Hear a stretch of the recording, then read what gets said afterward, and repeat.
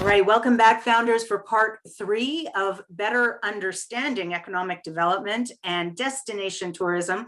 And as Rebecca Mackenzie, our Nail the Number Pro and President of Culinary Tourism Alliance, pointed out, we're talking about the visitor economy.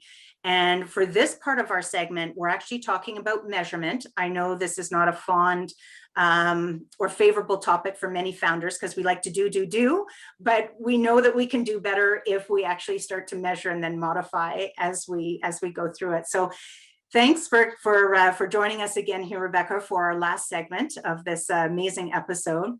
And as we were speaking over the break, I thought maybe I would just share this with everybody watching, because in my experience working with many rural communities across this country, one of the themes that typically come up from many founders is this feeling of less than what big urban centers are doing. You know, these big major cities that they've got the skyscrapers and all these profound experiences that everybody can have. And then everybody's, you know, all these founders in these smaller communities are saying, oh, we're just a small community, right? We just have this small business. And then oftentimes they charge a small price because they have a hard time saying, where's the value? So I just thought I would throw this out there if that's connecting with everybody, because what I'm hearing in your conversation, Rebecca, is the power of unity. And when everybody starts collaborating on this mission and this purpose of bringing people in to have these experiences, the value gets elevated right away, right? Like there's so much power in that. So I just wanted to throw that out there for anyone that can find value in that comment. So back to measurement. One statement that really landed when we were talking, I love this. You have to go beyond measuring just the heads and beds and the bums and seats, because that is not what this is about when we're starting to talk about this tourism and visitor economy. So maybe if you could expand on that a little bit for us. Sure, you know, and it's interesting. This is another sort of point where in this fragile moment in the tourism industry, many destinations are trying to question how they move forward with measurement, because so often government sees the success of tourism based on heads and beds because they get a MAT tax, typically a municipal accommodation tax or a visitor tax, or through the bums and seats, whether that's at the restaurants or at the attractions, or whether it's sporting events or big, or even meetings and conventions business. And really what we have to recognize and start thinking about is the framework that we're creating when we develop tourism, where we start to measure the value of the partnerships that are created. We look at where the dollars are spent beyond sort of maybe those major demand generators or just the heads and beds. You know, it's so interesting. For so long we're like, how do you qualify a tourist? Well, you know, typically a tourist would be somebody who has traveled more than 40 kilometers from their home for a visit. And yet we put this enormous value, as an example, on the international traveler. Not to say that they are significantly valuable, because they tend to stay longer and spend more. But, you know, at what cost are we developing a destination with that market in mind and cutting out our local and our domestic market? And we're seeing that in destinations across the country, destinations that have put all their eggs in the international basket and are now really suffering because of it. And now they're going, well, we can't charge what we charge the international traveler to the local, but we need the locals right now. But we have to be very careful that, you know, when we open the doors to international, that we don't tick off all the locals because they won't be able to pay. And it's like, okay, well, this is where you get creative. You know, where can you build local ambassador programs where you can reward visitors from your local economy? You can leave space for them in your experiences, even during peak seasons. You know, you can encourage them to come when it's less hectic and recognize their value. But also recognize that you shouldn't diminish the value of what you're offering simply because you are a remote or rural destination. And, you know, it's interesting. I find often that it's small businesses have a hard time justifying their pricing because they feel like they aren't as competitive with, you know, other producers or with, you know, maybe a more glamorized urban product or offering. But the reality is, if somebody's landed on your doorsteps in a rural destination, if you provide them with great value and you tell your story really well and you show them how you're delivering an authentic experience, not only are they going to be more than happy to pay for that, but that's actually what they're looking for, is that value add. And it's really how you position it. It's just, I think many small businesses suffer from imposter syndrome. Like they're like, oh, I'm not good enough, or I'm not big enough yet to charge that. It's like, well, the problem is if you start low, it's really hard to go high. Why not just start at like market value and then go higher, not below. And I've been very encouraged in the last couple of months talking to operators who are finally spending enough time in their business development cycle to do market research and really get a sense of what's out there and what the market will bear. And understand, I'm also talking with destinations who are like, oh, but our locals won't pay that. And it's like, okay, so fair, but you can't deliver the service really for less than that. You've really got to do the business case. What does it cost you to deliver the product or service? And if you know that your local market can't bear that, and they're not really your primary target market, but they're certainly a market that you need to rely on, especially in situations like right now, then you need to figure out either how you bring the cost of your product and service down to meet what they can afford, or you figure out some type of value add. So you package like a 4 for the price of 3 kind of experience. So you're not devaluing, because you need to get back to a place where you can charge your true value, right? Yes, I love that you're bringing that up. I know we've talked about this in other episodes, and I'll find those episodes and put them in the show notes. But to that point, it's understand exactly what you're out of pocket to deliver that product or service. So not necessarily market value, but to your case, that the business case behind the numbers, because otherwise you're just doing yourself a disservice, right? You're just digging yourself in deeper and faster. And then what you're speaking about with respect to understanding what people can afford, and then trying to repackage. One of the suggestions that came up earlier in one of the episodes was splintering. So to that point, if you're offering A, B, C, D, E for the tourists, maybe you do A and B and it's half the cost. But to your point, you're not diminishing your value. It's just you're finding a way to repackage that offering at a price point that's accessible. But I kind of like it. I liken it to the model that a restaurant uses for an a la carte menu, as opposed to a prix-fixe, right? Yes. If you take that analogy and you break that down and you sort of think, okay, well, this is what I can afford to deliver for this. Ultimately, I want to sell the prix-fixe because that's where the profit is. But I can say, okay, in fairness, I'll create that a la carte menu to get me access to the localized market. I think, what's super interesting, I've talked to so many restaurateurs who are, everybody's like, oh, the takeout and the prepared meals, they must be the saving grace of your business. And it's like, yeah, it's still a lot better when somebody comes and sits at your table and they're having the product right here and they're buying your alcohol and they're buying, that's where you're going to make your margins. Like, it's really not, the margins aren't in the food. So it might be helping from cash flow, but from a profitability perspective, it's not likely not, especially with the increased cost of packaging and, just waste and everything. So there's so many factors, right? And even every business has so many factors. And that's what I'm actually really, really enjoying about my master's work, is just sort of taking and looking at everything, which sometimes seems overwhelming, but it's in looking at the entire system is where you see, where you've got the potential for negative and positive impacts, and where those potential cracks can cause an opportunity for things to break or rebuild or refine. And, it's interesting because it's very academic, but it's like, oh, this is how I've always dealt with things in my life. Who knew that I was doing the right things? But now to look at it at a global perspective. And really, one of the things we love about food tourism and the work that we do at the Culinary Tourism Alliance is building those relationships between farmers and chefs, largely because many relationships haven't naturally had to exist because of how we've industrialized and globalized our food systems. And if we really want to get back to building healthy local economies that have food security, that have, the vibrancy of people staying on farm. So, rethinking the way that agricultural works so that even farming and traditional farms could diversify their revenues so that they can keep their next generation on farm is fascinating. It's, in fact, I was talking with a producer out of Alberta the other day. They're a couple in their 50s. They have kids in their 20s.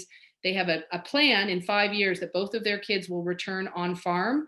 Their daughter, thankfully, has a degree in agriculture, so she's going to come back and run the herd, but they're very much focused on regenerative farming of beef cattle. So they're going in that direction of what they know the next generation and the consumer is interested in, is the style of raising animals and the respect for the earth and the planet. And then their son's going to culinary college and they're already looking at building him an on-farm restaurant because he wants to do whole animal butchery and a restaurant. And I'm like, that's Wow. vision. Yes. Because, it's that's the only way they're going to keep that farm on the family now it will be the fourth generation.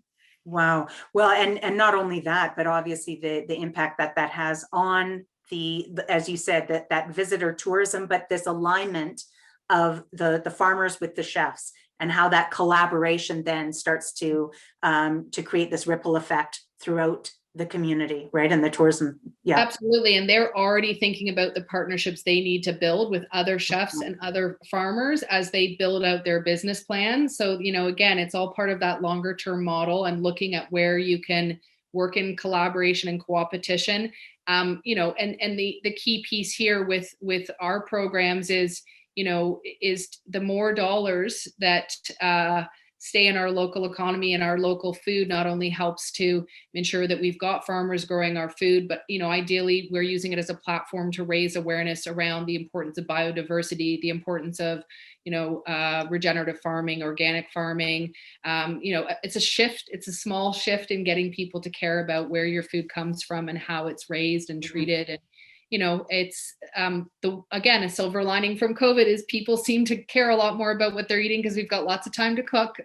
Right. And we're seeing, we're just seeing a different interest. So this is where, for destinations that haven't really thought about food as part of their economy or their offering, this is a really great time to sort of reflect and figure out how to leverage that visitor coming to help look at how to make the community as a whole healthier, but again, through the different lens than just a monetary health. Right. Well, and as I think about our country, every single province and territory has an opportunity with respect to agriculture, right? It's one of the great unifiers between all of us.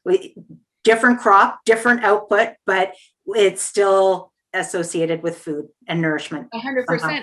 And the great thing about Canada being a country that has so many cultures that have influenced our culinary foodways is from community to community, destination to destination, depending on how they were settled, you get all these different culinary traditions that also come out. So in addition to what's grown and raised, it's also about the people and the place and their foodways.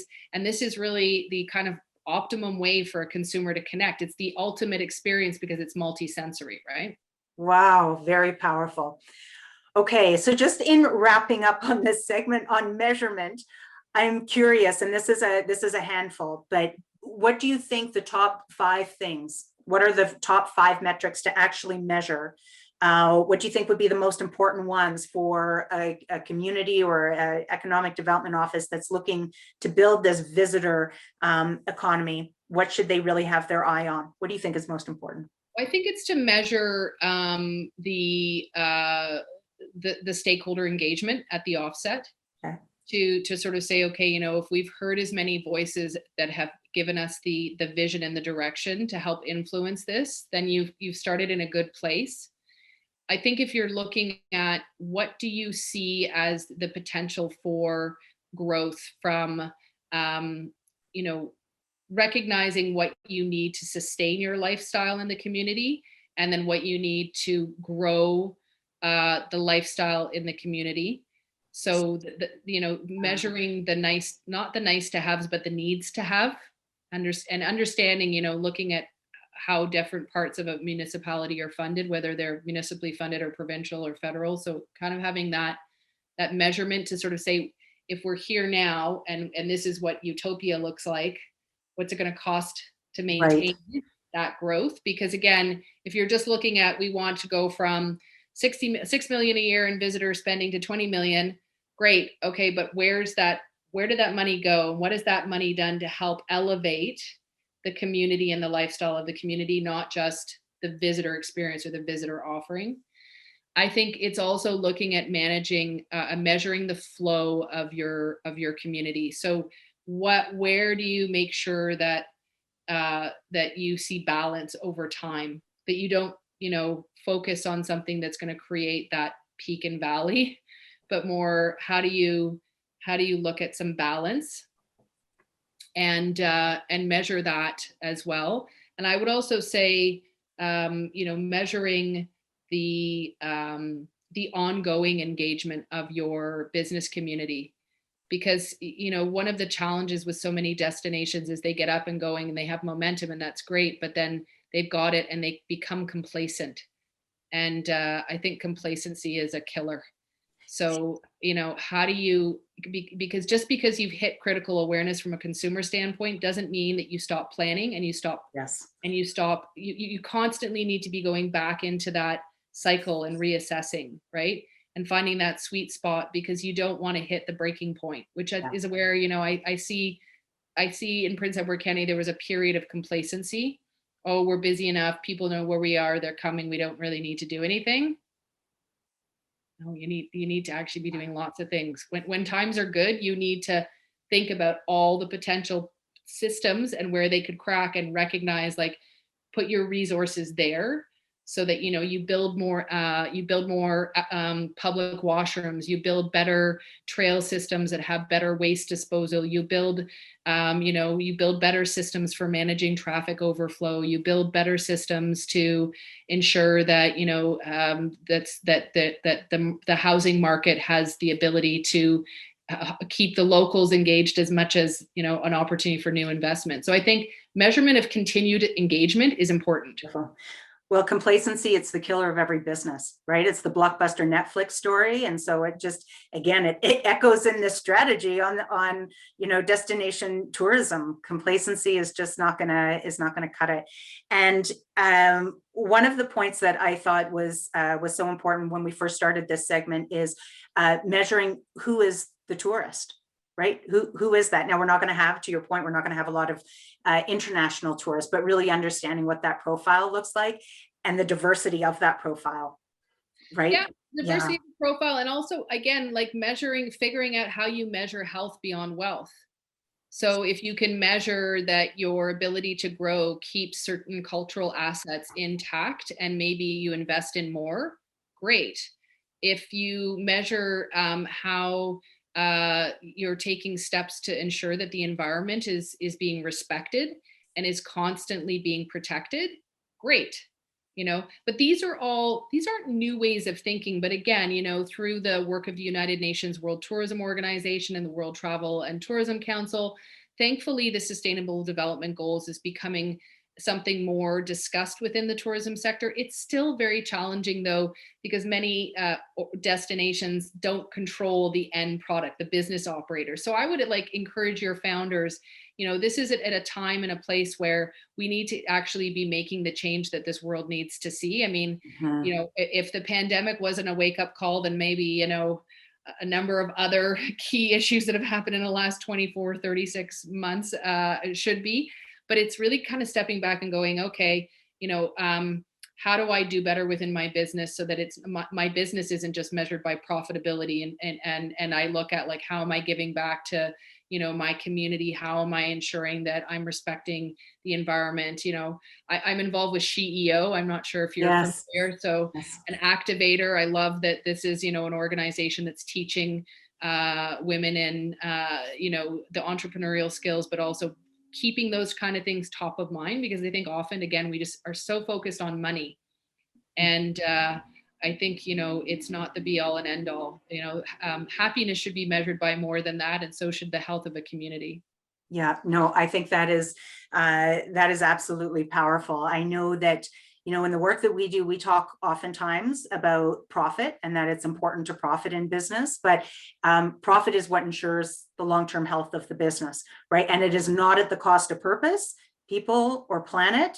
But what I love about what I'm hearing and what you're saying is it's how does your business goals actually align with that purpose, align with bettering people and your team and the community, align with really bringing that purpose to light and the way that you serve people, and all of it can be done together, right? It's very powerful, absolutely. Well, Rebecca, thank you so much for giving us this inside glimpse into, you know, how Prince Edward County really, to me, I've always been fascinated by the story because it's incredible to see what it accomplished in such a short amount of time. And having family in Toronto and having everybody always speak about Prince Edward County, I'm like, what is going on in this place? You know, the ripple effect. So thank you for investing the time to share all of that insight and expertise with founders and with rural economic development officers that are somewhat tasked with, you know, finding ways to make their community stronger. So appreciate you and all that you do. And I know that you're open to speaking to anybody that's really looking to echo or to mirror the model that you had in place with Prince Edward County. And so your information is in the show notes below. Rebecca's information is down below, so please be sure to click on that. So thank you again, Rebecca. Thank you to our episode champions, Community Future Saskatchewan. They have over 13 offices across the province to help founders grow their business and to help those communities thrive. So thank you for all that you do. And founders, thank you for watching. And as always, please stay safe, stay strong, and stay financially fierce. We'll see you for the next episode of the Gab Lab.